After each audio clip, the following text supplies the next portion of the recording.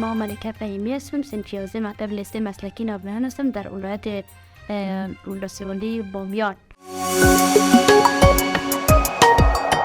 و فعلا در کابل زندگی میکنم. در آخر نقطه برچی قرینه میشه، تقریبا سمت کمپانی میشه و همچنان ما کار میکنم، فوتبال میرم، شرکت تحصیل، دکان دارم، شاپ و همچنان نماینده ناوبنیان هستم در شرکت تحصیل و عضو خدماتی رفاهی ناوبنیان هستم. خب بخش از این که محصولات میبرم، محصولات انتقال میتونم و پیمین ها که مثلا پرداخت میشه او رو به مشتریان میرم و به اون کسایی که جور میکنم محصولات و همچنان خود من آماده میکنم استعمال کردن و چیزا رو بعض از مسئولیت خودم آماده میکنم محصولات. خب تقریبا یک 6 ماه میشه که ما درسی چی دارم، یعنی ارتباط دارم اینجا. مثلا دکان دارم، دکان اصل دارم و همچنان را بسپوک پیدا کردم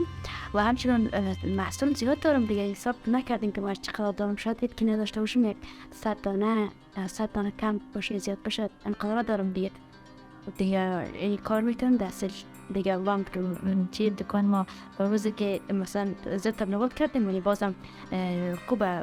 یعنی از نگاه ازی که مثلا چی جامعه خوب شده مده از نگاه جامعه چیزا، ولی از کمک اقتصادی خوبه، ولی کم مشکل دارم که محصولات ما دیر فروخته میشه دوستای کم. خب من کسم اینی مشکلات اقتصادی خب واقعا معلوم داره که کلگی داره، تنها ما نداریم، چی معلول باشه چی غیر معلول کل جوانان امروزی داره در افغانستان که ببینیم کلن دارن، ولی ما زیادتر چون خودم کلان خانه هستم دیگه 4 تا خواهر هستیم، تنها هستیم، ایران ما کجا بشه منتظر هستیم که یک جای برسیم، یک جای برم که می خواهن خدا یا خانواده خدا مادر خدا که خورا یک جای ببرم یک خود ببرم، اینی زیادتر مرا رنج میده، هم مرا همکاری میکنن، همراهشان هستم و همچنین پیام ما در مردم میسه که محصولات ما را بخرن، زودتر بخرن و واقعا همراه ما همکاری باشه، همکار باشه، کمک همکاری بکنن، چی از خارج چی از داخل باشه که ما را دست همکاری بکنن، چون ما قشر چی هستیم، ناچار هستیم، ناچیز هستیم، یعنی قشر هستیم که ما اصلا کار کرده نمیتونیم، یعنی واقعا هر چیزی باشه سخته، چون نبنایی